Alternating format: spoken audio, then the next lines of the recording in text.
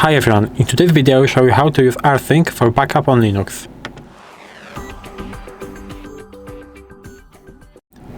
So first of all we need to go into terminal, so I press on show apps and I will open the terminal. And before I will show you how to create a backup, we will check if our rsync is installed. It should be installed by default, but I will check that. So rsync version, as you can see, rsync version 3.2.7 is installed for me, so I can go basically move to the backup process. So first of all I will create a folder that I will be doing backup of, so mkdir, and the folder I will name it data, for example, and maybe I will create two files inside it. So for example test or maybe file 1. It will be inside this data folder, so data and file 1.txt, and the second one like this, also the in data section, and the name will be file2.txt. Everything is working. As you can see, we have our data folder right there. Inside of data folder we have two files, and every file have a text, so file 1.txt have a text with file 1, and similar file 2 have a text with file 2. Now we can move to the creation of the backup directory. So I will create another directory that I will name it backup like this. As you can see, it is on the left right there, and it is empty for now. Right there we will be storing the backup of this data folder. So how to do a basic local backup? We can do it by typing in rsync and two options, -a, that means an archive mode, and that basically means that the permissions, owner and timestamps will be the same as in the data folder, so we'll use that, and the V for verbose output. And right now we want to create the backup of data folder, and we want to store that in the backup folder. You can do it like this, or you can use your own path to your backup and your own path to your data that you want to do a backup of. I will press enter for now, and as you can see, sending file list to files, everything worked fine. Right now, how can we can of course check the backup folder. It was empty, but right now it is not empty, and we can again, for example, list this file 1.txt. As you can see, the file 1 is inside, so everything is working.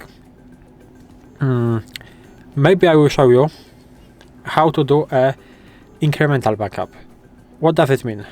Basically, I will modify the file inside the data folder. So I will modify it in, for example, new line inside the file 1 of data and file 1.txt.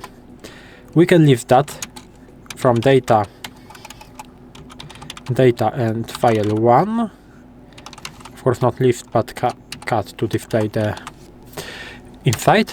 As you can see, we have file 1 and we have new line. And what the incremental backup basically means, I will show you. We will do rsync. We will do basically almost basically the same thing, but from data to backup. And as you can see, right now we are sending only one file, because rsync works very good with it, and it will be doing only backup of the files that were modified. So for example, file 2 was the same, so it was not sent, but file 1 was changed, so the rsync sent the file basically the file 1. And right now I will show you how to create a mirror backup. What does it mean?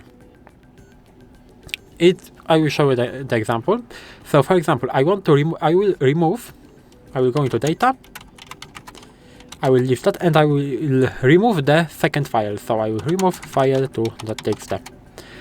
And as you can see, I will go back, and as you can see, inside my data folder, I have one file, but inside my backup folder, I have two files. And I want to, I would say, synchronize it. So I want to remove this second file from the backup because it is no longer in the data file, in the data folder. So how can we do it? We can do it by typing in rsync -av, and now we have to use the option --, delete, and the same as before, data and backup. I will press enter.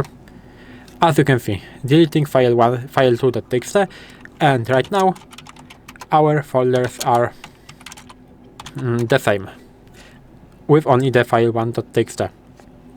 And I will show you maybe the last thing, something what we call a dry run, basically a safe preview of the backup. So I will create a file 3, for example, in data. So I will move into data. I will create file 3. It will be empty, but it's not really important. So file 3, I will go back, and right now, if I want to only see a preview of the backup, I can use something like this. So rsync, we can use -av, we can use again the option delete in order to, like I said, synchronize it, and something what we call dry run. So --, dry -run, and the same syntax right there. So data and backup. Right now, what we will see, as you can see, sending incremental file with file 3, because file 3 was created, file 1 was already in both of the folders, but if I will leave that backup folder, it will have only one file, because as I said, it was a dry run, it was not a like a real backup, so nothing basically happens. It only will show you what will happen if you will use the normal backup without this dry run option. And that's basically how you can use rsync for doing a backup on Linux. If you found the video helpful, please leave a like, subscribe the channel, and I hope to see you in the next videos.